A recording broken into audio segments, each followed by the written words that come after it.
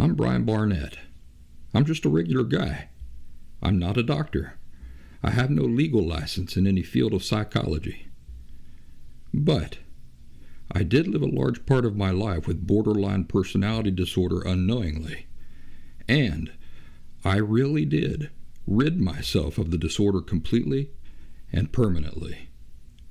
Through that, I've become an expert on issues involving emotional health.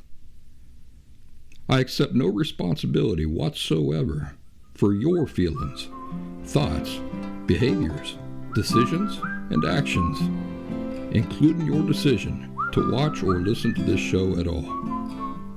But I do hope you might benefit yourself from the insights I share.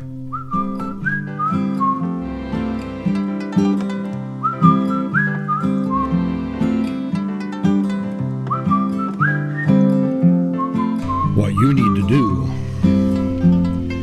is just let it go and move on.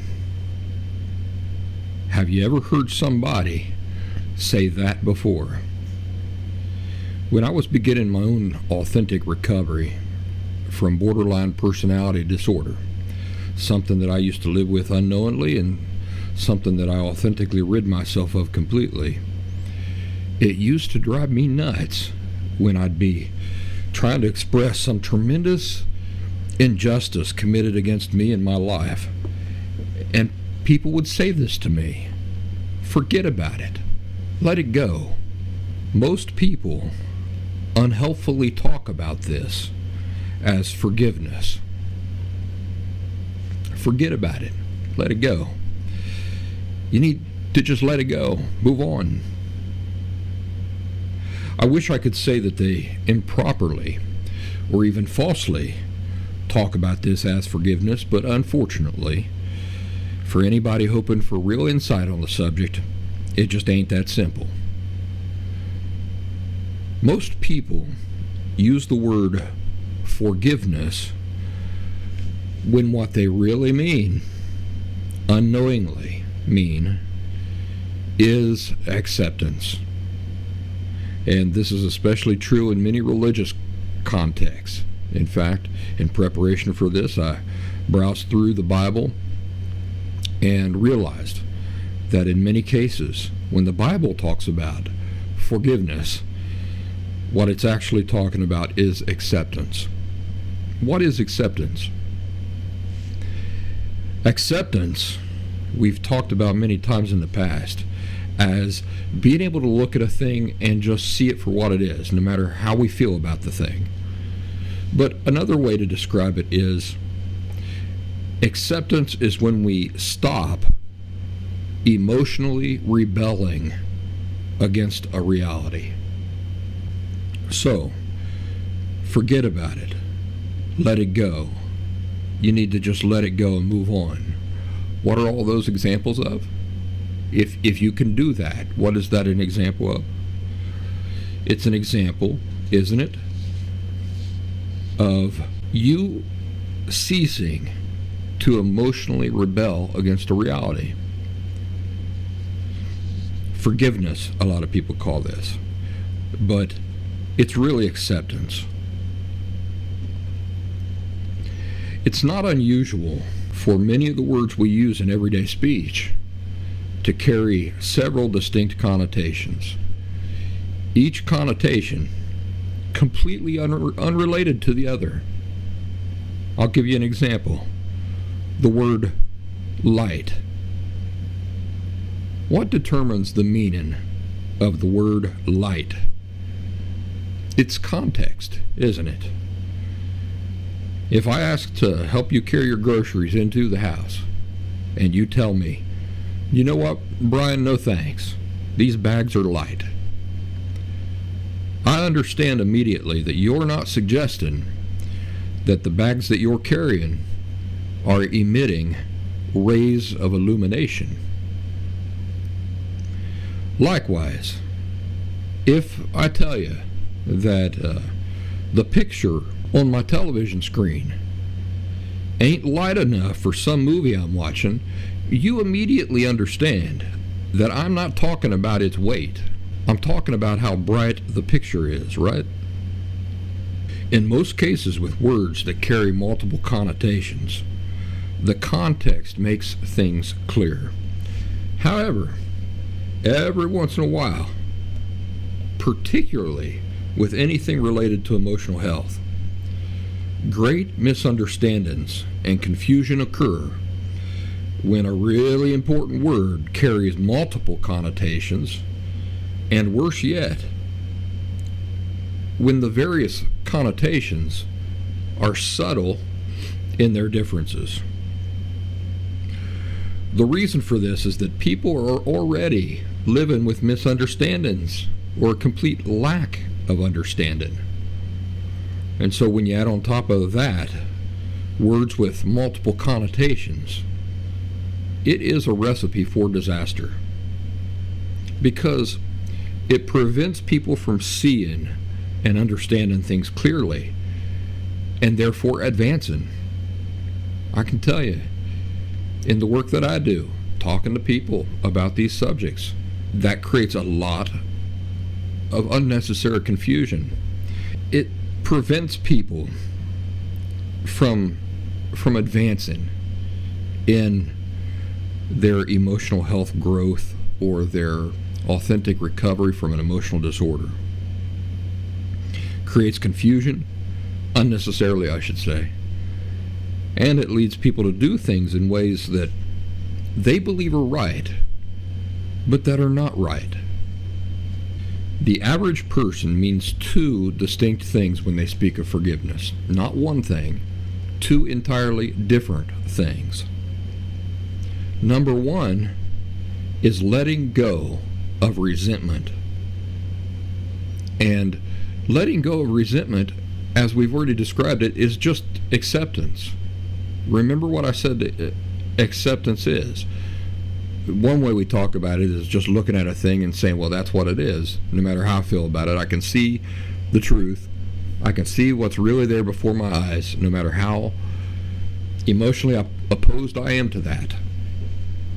But remember, the other way that I said is just as accurate a way to describe it. It's when we stop emotionally rebelling, Jenny, rebelling against a reality. Resentment, if you think about it, resentment is a form of denial. Why do I say that resentment is a form of denial? So if you're living with resentment, somebody's really wronged you, and you walk around full of resentment all the time, why do I say that thing inside of you, those emotions that you're walking around with, are a result of denial? It's because of this. The resentment is being born from denial. It's being born from an imaginary world of shoulds and should nots. The more you think about it, the more you'll realize that what I'm telling you is true. The feelings of resentment are being born from emotional rejection of reality. Because the conversation inside your head would go something like this: he shouldn't have been able to get away with that. He shouldn't have treated me that way. She shouldn't be able to talk to me that way and just walk away and nothing happen. What is all that? It's denial. Because do we live in that world of shoulds and should nots? I think I'm going to mention this again a little bit later, but it's a ridiculous, false premise. We don't live in the world of shoulds and should nots. It's not constructive at all. To sit around, this shouldn't have happened. He shouldn't be allowed to do this and get away with it. This shouldn't have happened. She shouldn't be able to say that and then just nothing bad happened to her. Okay, you can sit around and wallow in this fictional universe of shoulds and should nots and lose lots of time and energy doing so. But at the end of the day, does it change what just is? It doesn't. This is why I say that in most cases it's not constructive to think in terms of shoulds and should nots.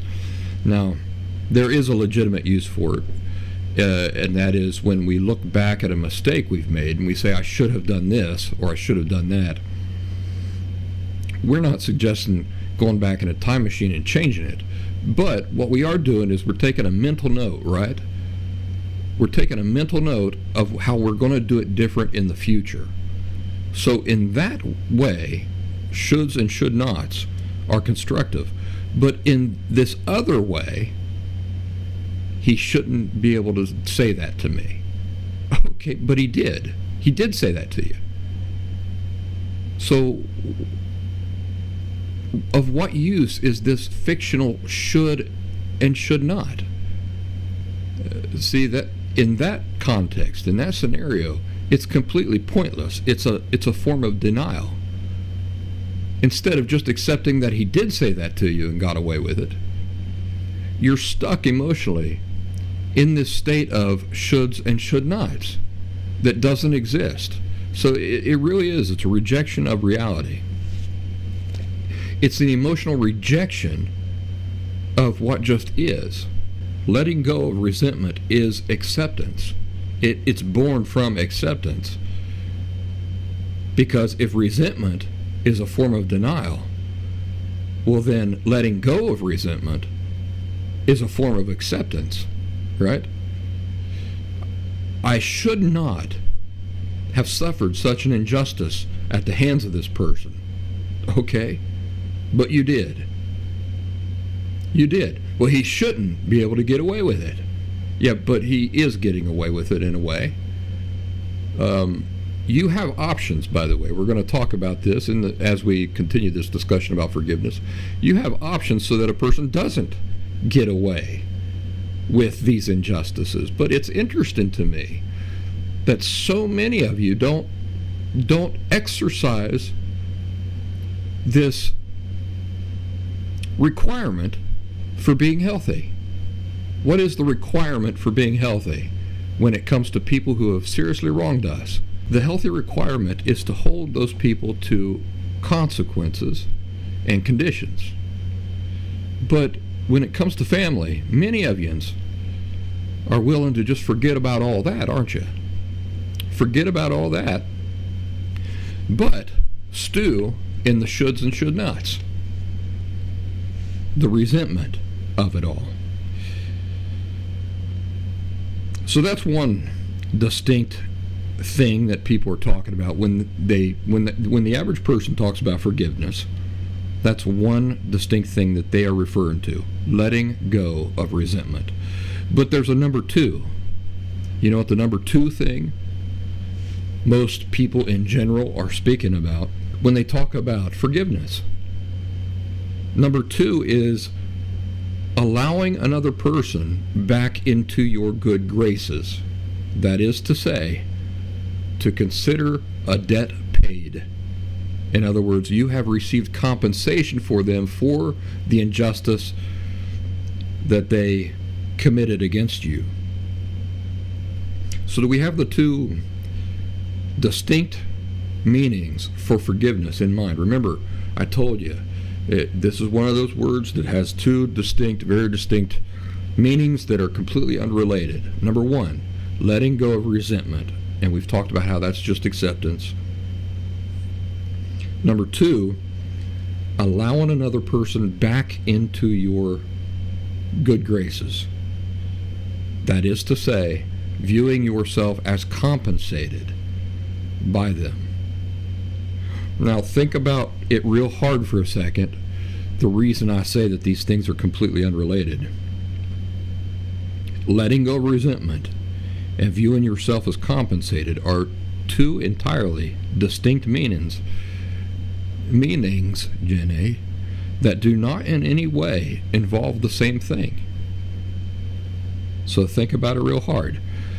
Does me simply not feeling resentment towards a person inevitably mean also allowing them back into my life or allowing them into my life? Not at all, does it? How about this? Does me considering a debt paid inevitably also mean that I've stopped resenting a person. Not at all.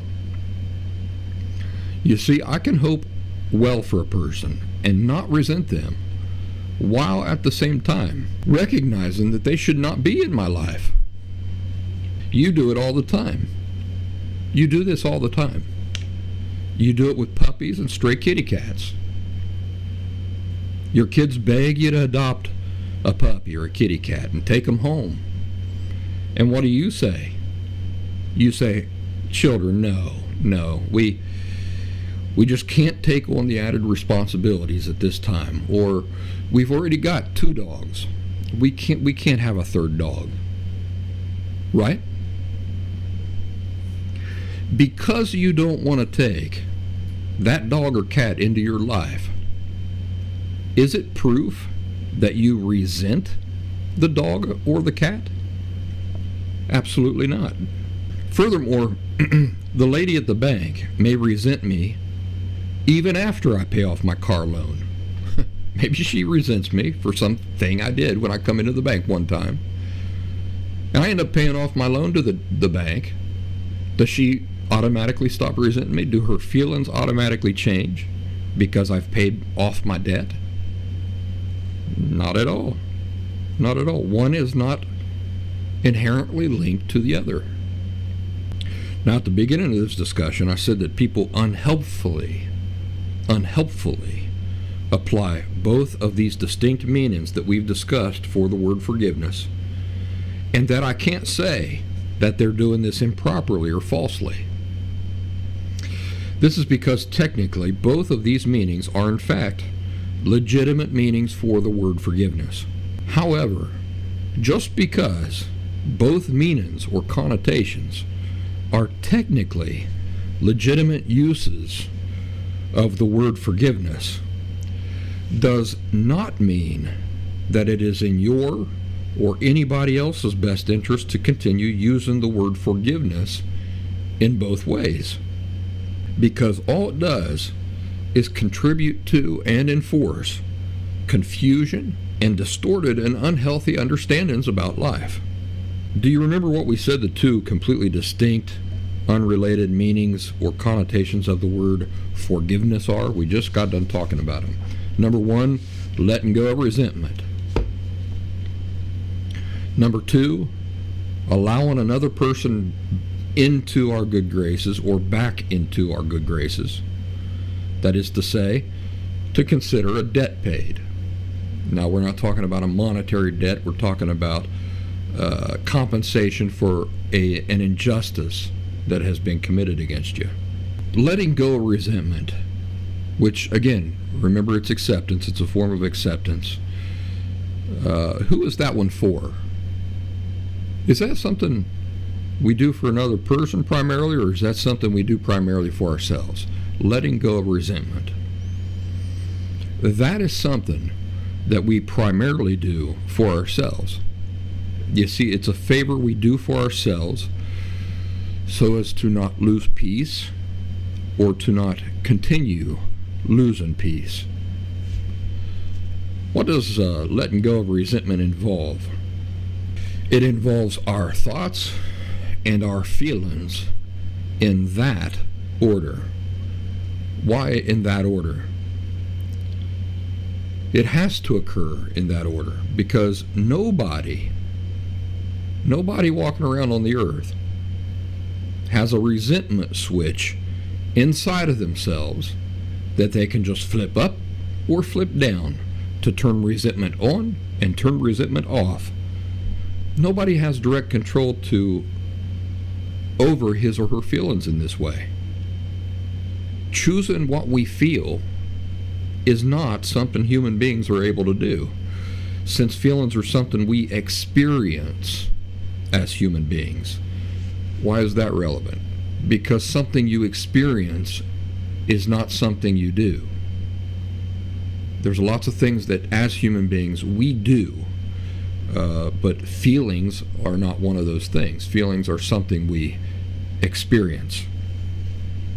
So because they're just a thing we experience, it's not like we we can just choose to feel one way or feel another way. The experience is whatever the experience is. That's why expressions like "don't be mad" are so stupid and destructive. They reflect a completely false understanding about the nature of feelings. Likewise, just as stupid and destructive is the term, come on, be happy. Come on, be happy. Just, click that switch on inside of yourself, the happy switch. Click it on. And click the sad switch off. It's absurd. People, we don't have choices over our feelings in that way. And isn't it so common to hear people say those things? Oh, don't be sad. Don't be sad. Oh, okay. Click. Okay, I'm not sad anymore. Now what feeling would you like me to feel? It's absurd. The people uttering those expressions, whether they know it or not, have a completely inappropriate and false understanding about the nature of feelings, how they work, what they do, what they are. So are you beginning to understand why letting go of resentment involves our thoughts first and then our feelings, in that order? Because every feeling that we experience is preceded by thoughts. That's right, our feelings are born directly from our thoughts. And we do have full control over not only what we continue thinking about, but also how we continue thinking about a thing. So letting go of resentment involves recognizing what thoughts we live with that are given birth to resentment, and then choosing, number one, to stop allowing ourselves to think certain things altogether, or number two, to think about some other things more and other things less. So to accentuate or emphasize certain things and de-emphasize other things. Number three, to think about the same things that we've already been thinking about, but to choose to think about them in a different way. I honestly can't stress this enough.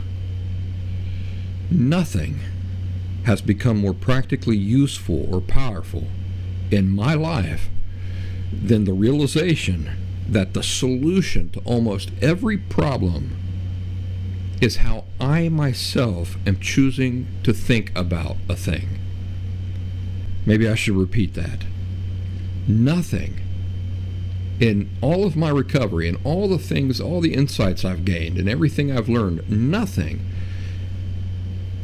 has become more practically useful or powerful in my life than the realization that the solution to almost every problem I face, or every problem I feel that I'm experiencing in my life, the solution to almost every one is how I myself am choosing to think about the thing. I ain't kidding. This is one of the most powerful things in my life that I use all the time, very practical ways. When I'm having a bad day, for example, the first thing I do is look at what my thoughts are doing, right? So I look inside myself, I analyze because most of the time when you're going about your day, isn't it true that you're not paying attention to your thoughts? Your thoughts are just there. You're really not paying attention to them. You're doing something, you're calling people, you're working, you're watching something, you're reading something, and all this time there's these thoughts in the background, right? That are kind of playing out in your head. So you understand what I'm saying. When I realize I'm having a bad day, quote unquote, a bad day, quote unquote, first thing I do is look at what my thoughts are doing. So now instead of them just playing kind of in the background or off on their own, now I'm taking a look at them. I'm now turning my attention to my thoughts to see what they're doing. And why do I do that? Because I want to understand, why am I having a bad day? Or even, am I really having a bad day? If I see that my mind is hanging on to a bunch of negative thoughts, and that's why I'm interpreting my day in such a negative way, I simply choose different things to think about. Or I think about the same things, but I think about them in a different way. And guess what? My day gets better. No matter how bad and grumpy and miserable my day seems, I guarantee that it's not the day in most cases. In most cases, it's simply my thoughts, my negative thoughts, that are making me interpret everything going on in that day in a negative way.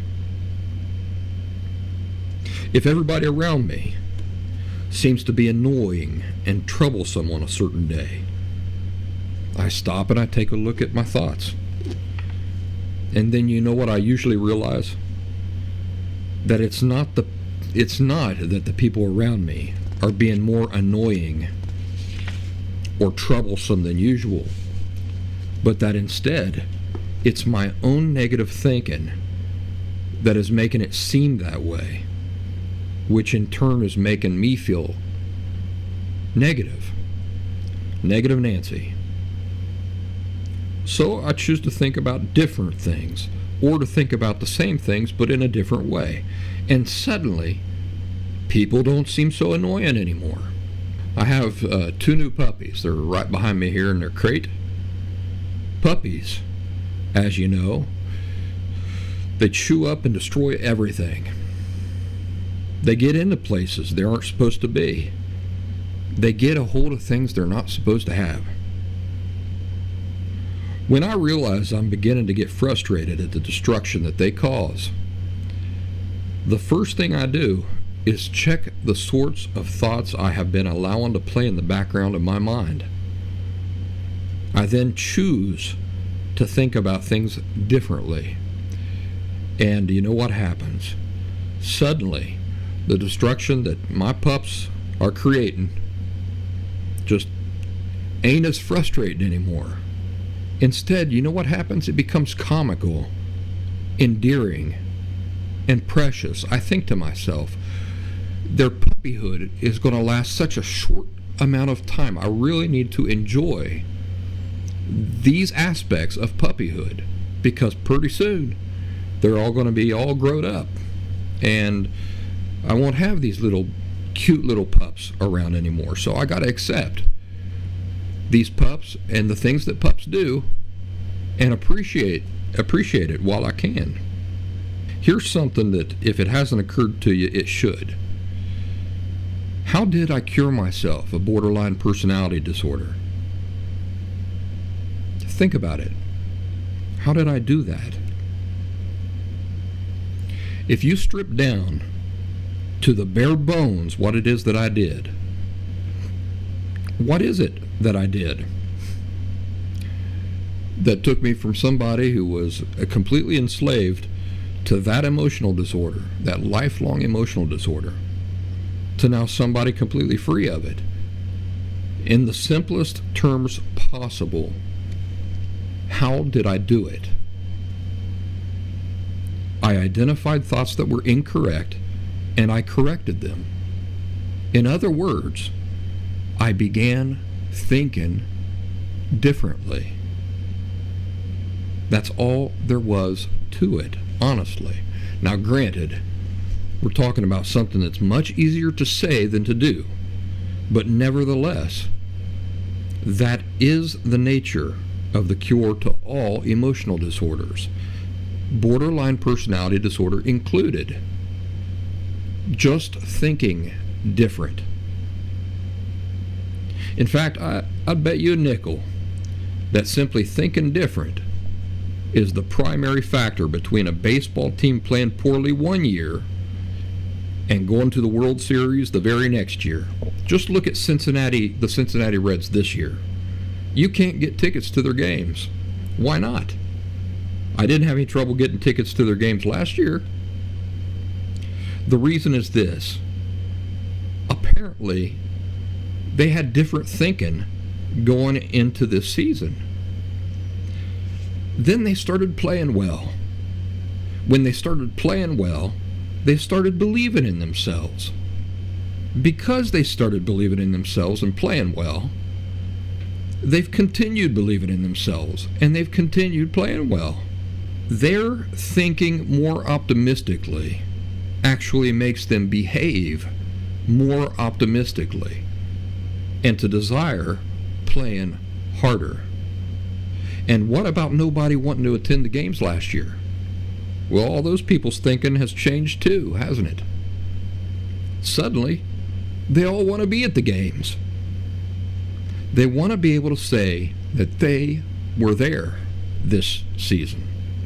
They anticipate seeing something wonderful happen. Because the team is thinking different, the thousands or even millions of fans are thinking different. Because the team and the fans are thinking different, all of baseball is thinking about them differently. So, better start watching those Cincinnati Reds. Now, I do have to stress that this type of thinking differently is not the type of thinking differently that's going to cure you or anybody else of an emotional disorder. No, you can't just think optimistically and cure yourself of fundamentally false and unhealthy thinking. To do that, one has to identify what they have been educated incorrectly about, what about their thinking is fundamentally incorrect. Identify those things, those completely false understandings of things, and correct them. So you see what I'm saying? One can't cure fundamentally flawed notions merely by thinking more optimistically. I can't do that any more than I can just wake up tomorrow being an expert at algebra because I think really optimistically about algebra. No, I still have to learn algebra. I have to learn what I don't know before I can do really good algebra, right? Me just saying, you know what? You are, looking in a mirror. Brian, you are an expert at algebra. Think positively, Barnett. You are an expert at algebra. And then just one day, poof, I know algebra. It doesn't work that way. So when you have an emotional disorder, just saying, you know what? You are cured. You are cured. Think positively. You love yourself and all these things. Ain't going to get it done. So if I live with the terribly destructive belief that human value depends on what other people think of me, my choosing to think more optimistically, while at the same time never rooting out that false belief and changing it, is not going to fix that false belief. Nor is it going to make the natural destructive consequences that come along with it magically go away. No, I have to identify the thinking inside of myself that is erroneous and correct that thinking, replace it with thinking that is better reflective of truth. Still, at the end of the day, if we're just going to say it as simply as we possibly can, the cure does involve thinking differently. Thinking differently because you see how your previous thinking was flawed, so you adopt a better understanding and you move on thinking in new, more accurate, healthier ways. But again, in both examples, let's say in the example of the Cincinnati Reds and the example in me curing myself of borderline personality disorder, in both examples, when you strip away everything and you just get down to the bare bones of what I did, what the Cincinnati Reds apparently have done, is think differently. Think differently. In the case of the Reds, they're just thinking more optimistically, and every win, every time they do well, contributes to them continuing to think more positively, doesn't it? In my case, my thinking differently involved going back, recognizing some fundamental things that I was completely wrong about in my thinking, identifying those things and correcting them, and then going on to think differently for that reason.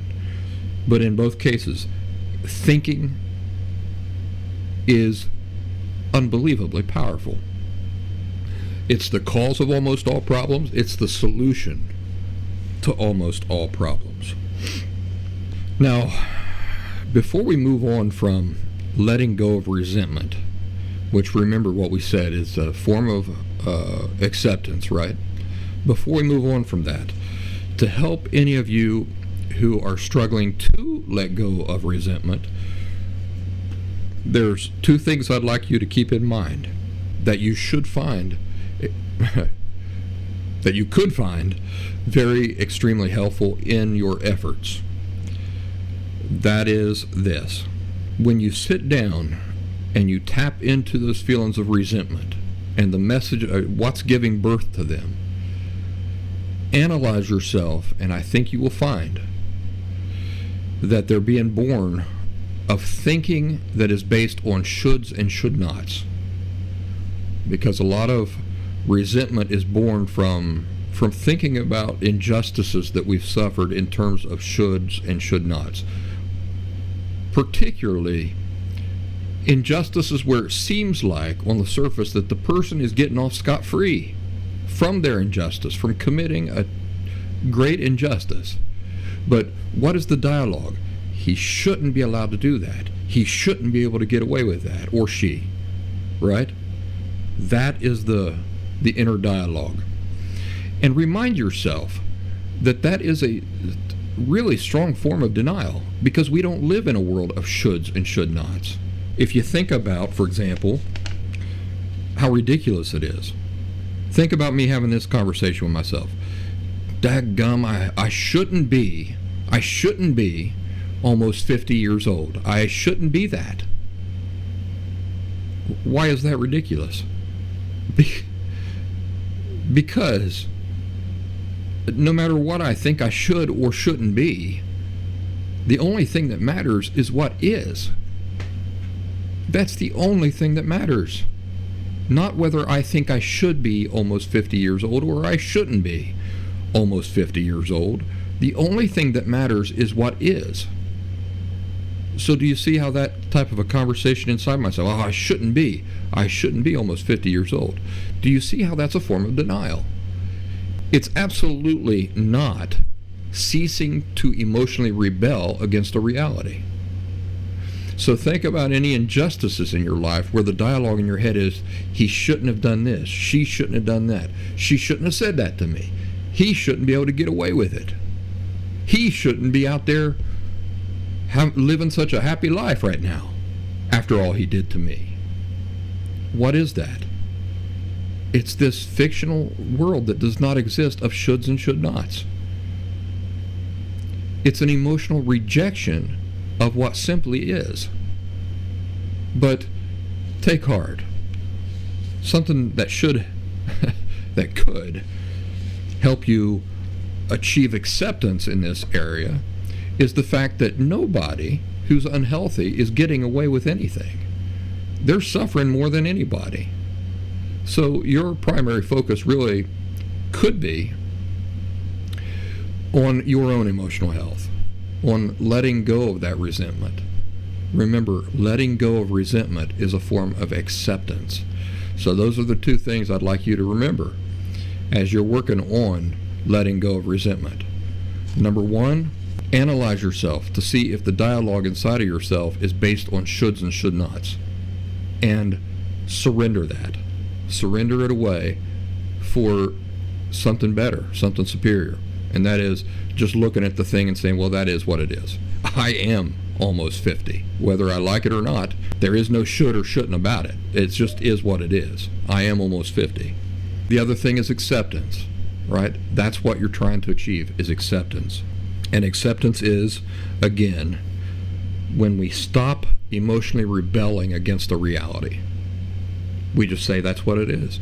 I always use mourning the death of somebody as a perfect example of denial, because that's what it is. Your emotion, you may intellectually know that the person is gone, but emotionally you haven't accepted it yet. What happens when a person comes out of mourning?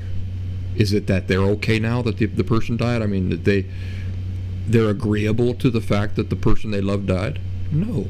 Being in agreement with it has nothing to do with anything. Coming out of mourning is simply them ceasing to emotionally rebel against what just is the reality now. That's what it is. And so it's no different than in the situations where we've suffered tremendous injustices. Now, I can't remember if I got this in the outline or not later on, but do you remember that what we said at the very beginning, these two forms of forgiveness, which again I would not call this letting go of resentment forgiveness, because it creates unnecessary confusion, but it is a legitimate use of the word forgiveness, unfortunately for my work. But I'm not sure that I would have ever recovered from my emotional disorder if I had not figured out the two different connotations of forgiveness, and if I had not recognized that letting go of resentment involves acceptance.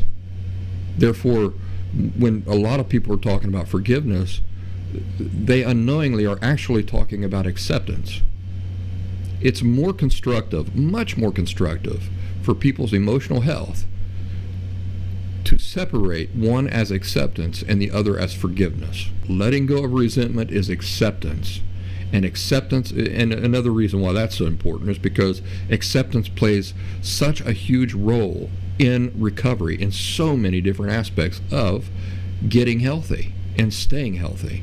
Much more valuable, I think, to think of that in terms of acceptance. Now, the other form of forgiveness, do you remember what we said that was?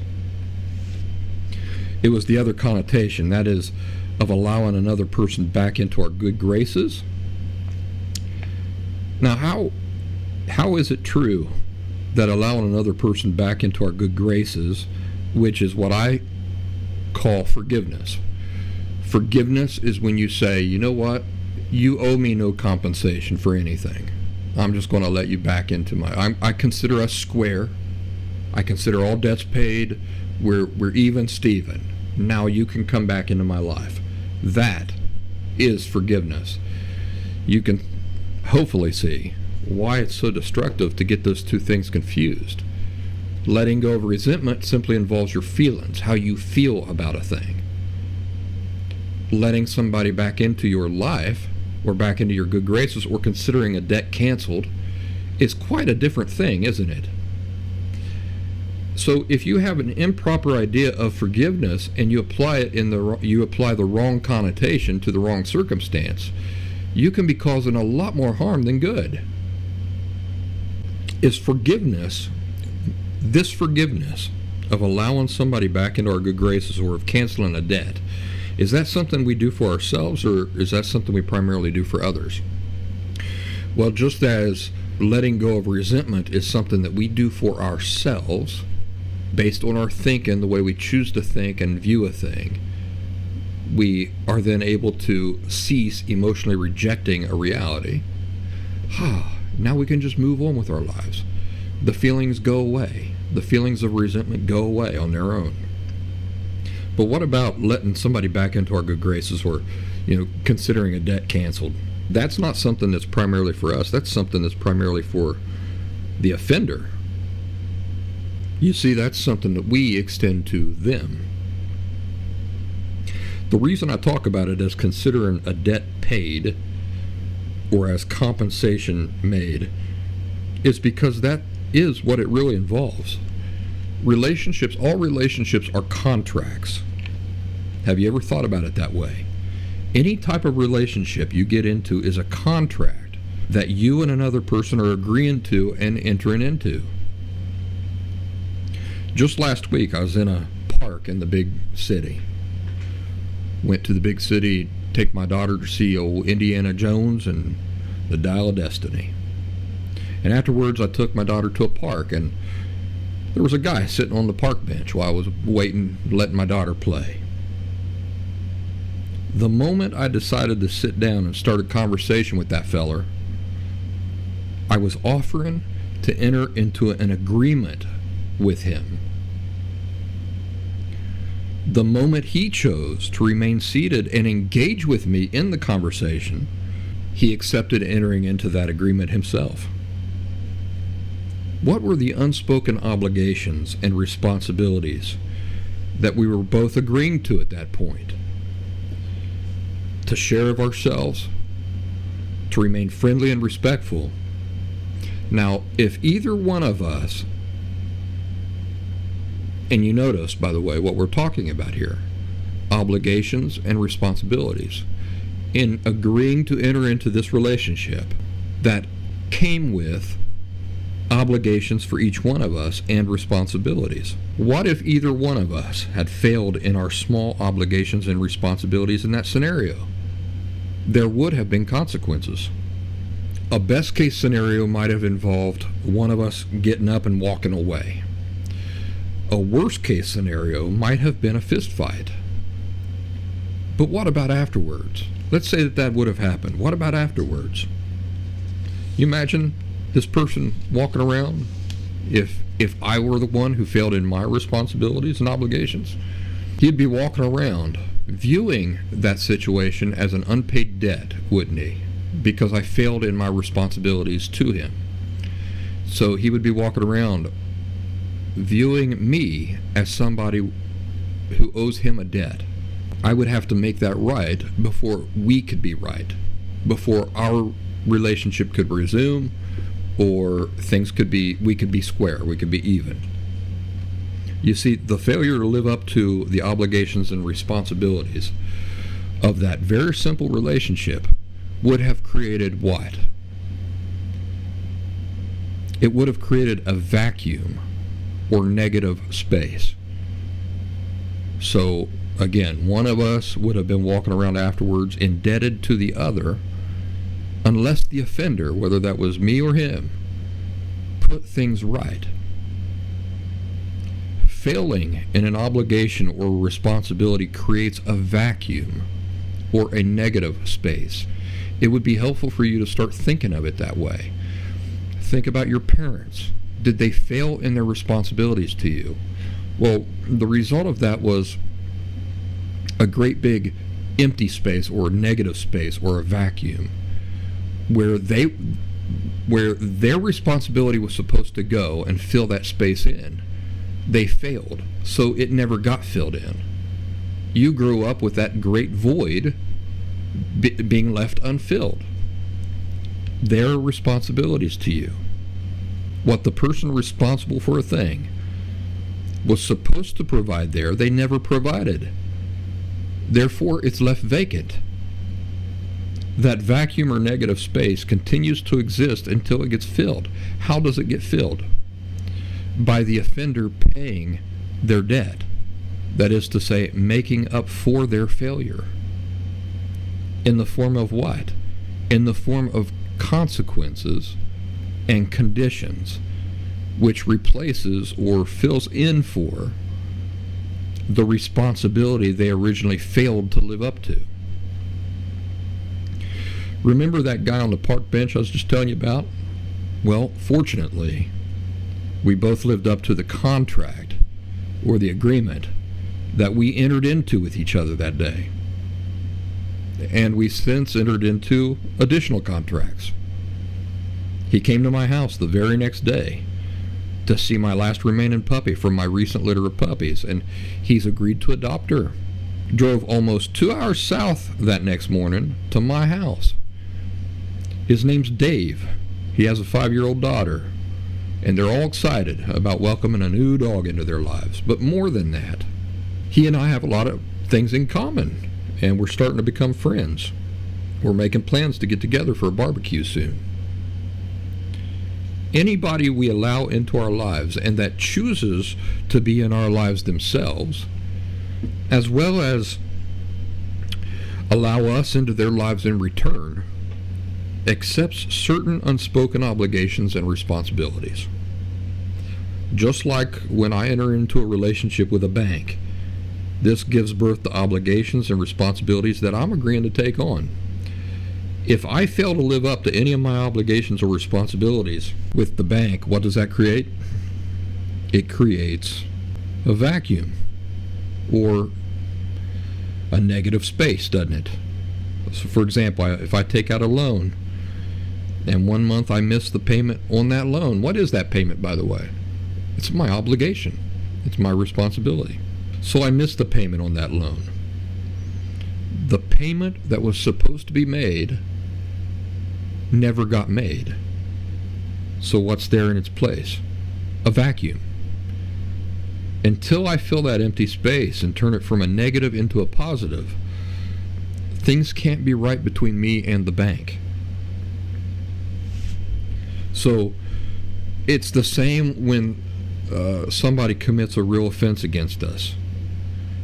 They fail in a responsibility. That is the offense. They are now the offender, and now they are indebted to us. They owe us the debt of taking this situation that's out of harmony and balance and putting things right so that everything comes back into balance. This is why we refer to situations like this as putting things right.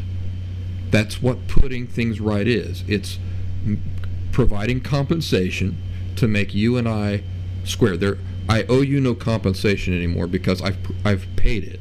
I've paid the debt. As we already illustrated in the example of the puppies, I can let go of my resentment for somebody who's wronged me in a serious way, while at the same time not embracing them back into my good graces. I may be able to let go of any feelings of resentment and not hate that person or hold any grudges, but at the same time, I may recognize, I may continue to recognize that they have not met certain conditions for me to healthfully be able to have interactions with them or to allow them back into my life. And therefore, I keep them out of my life. In a religious sense, half of the time that the Bible uses the term forgiveness, as I mentioned at the outset, I think, it's in reality talking about acceptance in the sense of letting go of resentment. What it's not talking about is forgiveness in the sense of letting people off the hook for serious offenses that they're neither sensitive or remorseful about. True forgiveness is something for others. It's not something for ourselves. It's us telling others that they are free of any requirements whatsoever to make compensation to us for anything. Whereas acceptance is just letting go of resentment. We look at a great injustice that we've suffered, and we simply accept that things have happened the way that they happened. They can never be undone. We let go of any hate or frustration we might be holding on to, and we move on in our lives. It's this aspect of emotional health that a majority of people mistakenly think of as forgiveness. Again, not mistakenly think of as forgiveness, but inappropriately apply acceptance, what they're talking about. Acceptance is something we do for our own selves. It's not something we extend to others. So the error in thinking around forgiveness, the confusion, even among really smart people, comes down to a common misunderstanding of the way words can carry multiple, completely unrelated connotations. Most of the time, this doesn't create a lot of confusion, like the example we used with the word light. In the case of emotional health, though, where many things hinge on a very precise understanding of very subtle concepts, it creates great confusion. So, although it's not technically incorrect to refer to letting go of resentment as forgiveness, I have sworn off completely using the word forgiveness in this way. And I hope you will too, because as you can see, it creates great unnecessary confusion. In what types of circumstances can you not healthfully forgive another person, that is to say, allow them back into your good graces, or consider their debt paid, until the offender has suffered consequences and the offender has met specific conditions? In other words, until they have compensated for their injustice or their offense. Maybe you want to write this down, because the emphasis here is healthfully or healthfully, right? You can forgive whoever you want to. You can't forgive anybody you want to in any circumstances and do so healthfully. To do so healthfully requires, in certain circumstances, that a person be held to consequences, face consequences, and meet conditions before you can healthfully extend that forgiveness. So let me reiterate that. You can do whatever you want to do, but you can't do whatever you want to do and it be healthy, or you remain healthy. In order for it to be healthy and for you to remain healthy, there are certain circumstances where a person must suffer consequences, must be allowed to suffer consequences, must be held to conditions, must meet conditions before compensation. You can view yourself as compensation having been made, all debts being paid. Why do I say that it's not healthy to forgive a person in the sense of letting them back into your good graces, or viewing them as owing you no compensation until they've suffered consequences and also have met conditions? Because to extend forgiveness in such circumstances is to enable emotional unhealth. It's to support and participate in emotional unhealth, to enable other people to remain emotionally unhealthy. So I have 5 circumstances where you cannot healthily forgive a person until they have suffered consequences and they've paid restitution. Number 1, anytime there is abuse. Anytime a person is responsible for emotional, physical, mental, spiritual abuse. That's number 1. Number 2, anytime somebody has failed to look at you or look at those you're responsible for as a person, and to treat you or them as a person. Anytime somebody fails to do that, why? Because it gives birth to the number 1. Anytime there's abuse. Where does abuse come from? It comes from a failure to respect people and view them as people. Right? You view them as property, you view them as NPCs, you view them as lots of things, but you don't view them as people, otherwise you wouldn't be abusing them. So number 1, anytime there's abuse. Number 2, anytime somebody fails to look at you or somebody in your care or somebody that you're responsible for as a person and treat you or them as a person. Why? Because failure to look at you as a person or to look at anybody as a person gives birth to number 1, abuse.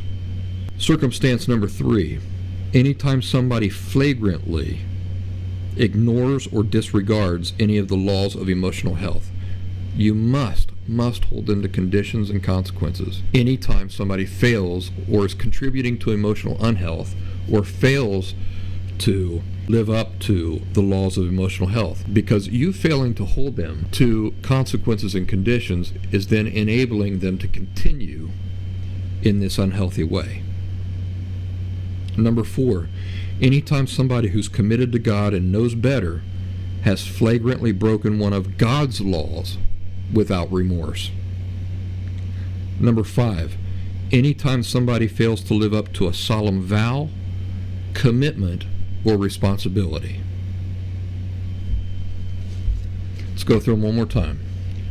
5 circumstances where you cannot healthfully forgive a person, that is to say, allow them back into your good graces or to consider them as having paid compensation for some injustice. 5 circumstances where you cannot healthfully extend forgiveness to them. Number 1, anytime there's abuse.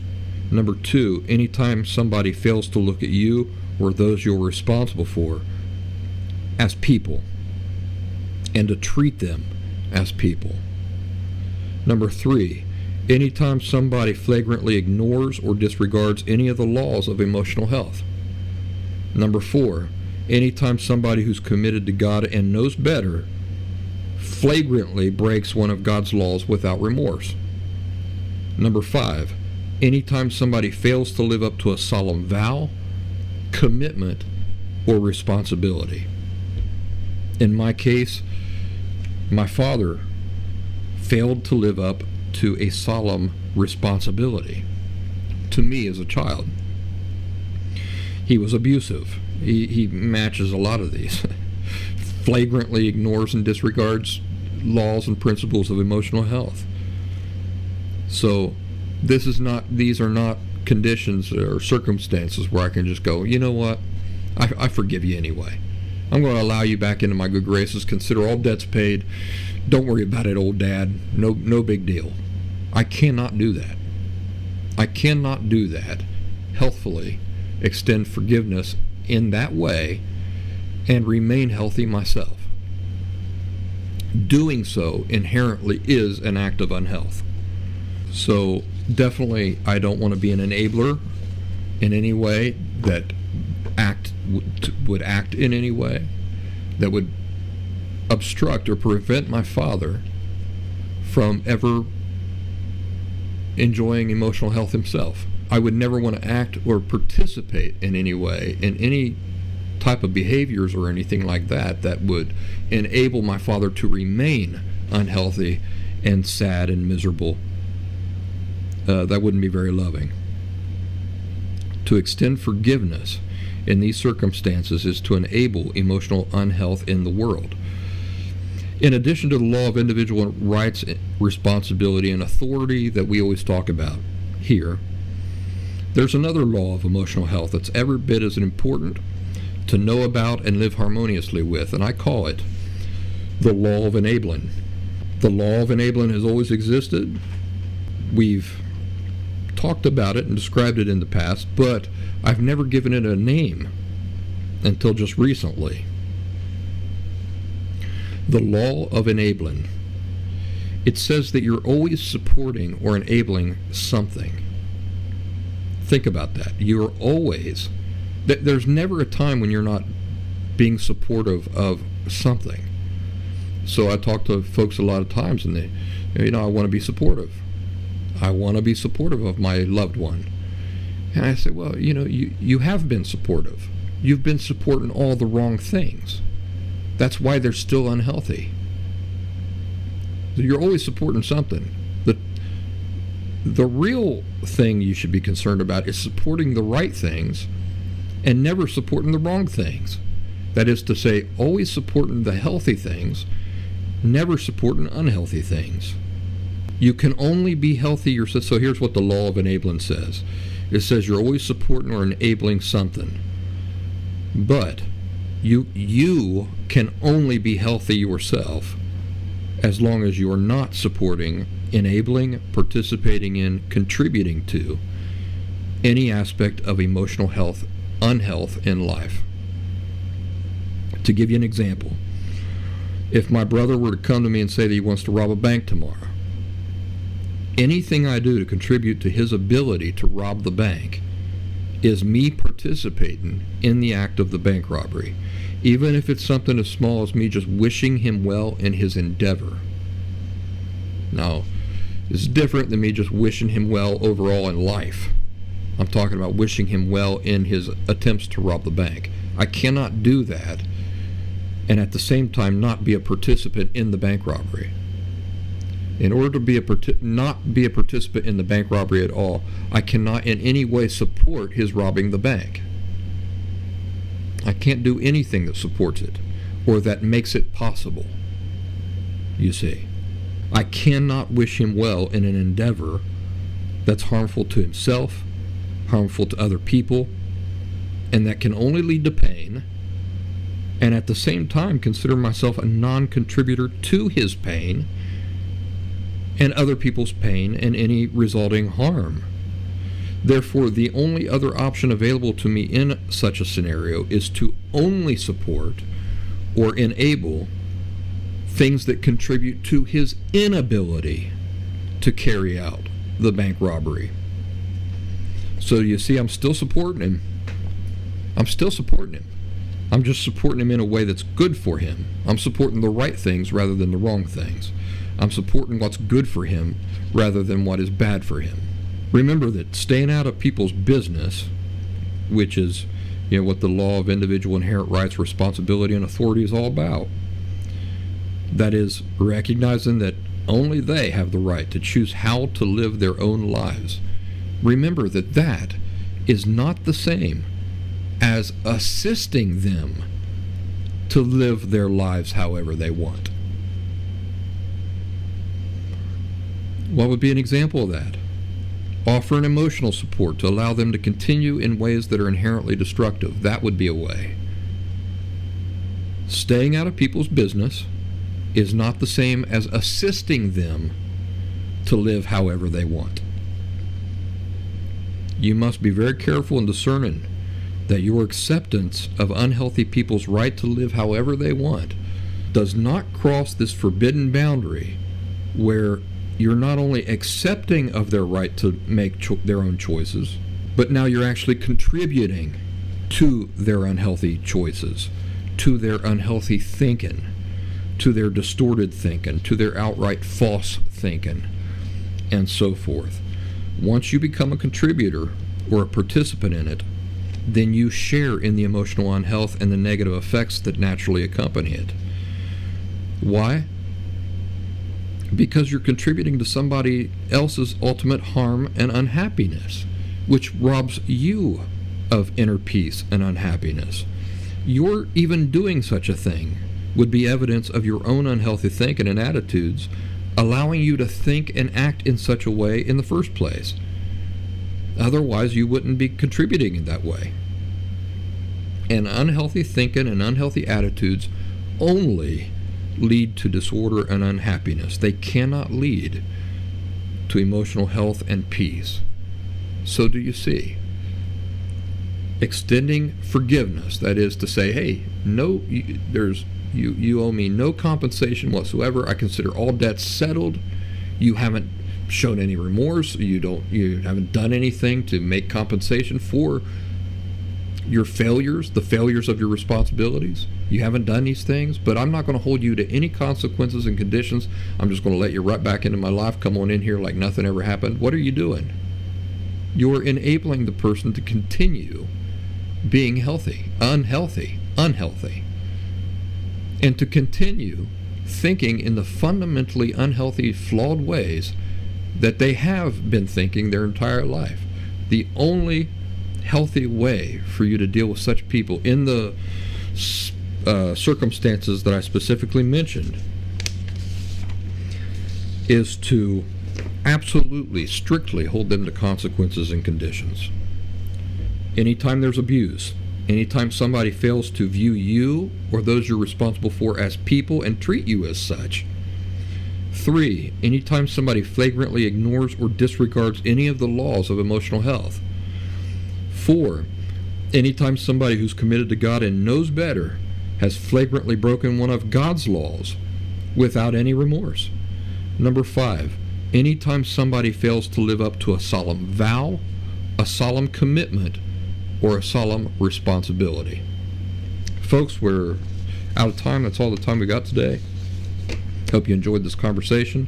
Run over to thelastsymptom.com for the free and paid resources I offer over there, and give me a donation while you're there, or schedule a phone call with me or something like that. Join us over on our exclusive online community. That's available at thelastsymptom.locals.com. You can also download the locals.com app from the App Store, and join us by searching for The Last Symptom by Brian Barnett. Take care. I'll see you next episode.